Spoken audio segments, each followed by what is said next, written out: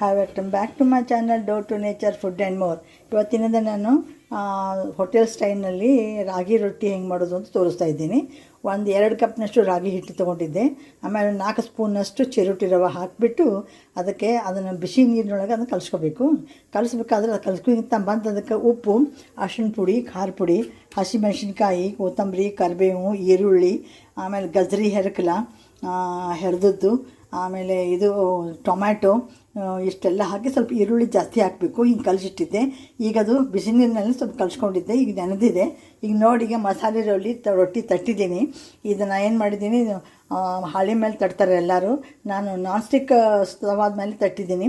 ತಟ್ಟಿಬಿಟ್ಟು ಇದಕ್ಕೆ ಮೇಲೆ ಇದು ಏನಂತಾರೆ ಜೀರಿಗೆ ಮತ್ತು ಬಿಳಿ ಎಳ್ಳು ಹಾಕಿಬಿಟ್ಟಿದ್ದೀನಿ. ಹಾಕಿ ಈಗ ಇದನ್ನು ನಾನು ಬೇಯಿಸ್ತಾ ಇದ್ದೀನಿ. ಬೇಯಿಸಿ ನಿಮಗೆ ಹೆಂಗೆ ಆತ ಅನ್ನೋದು ತೋರಿಸ್ತಾ ಇದ್ದೀನಿ.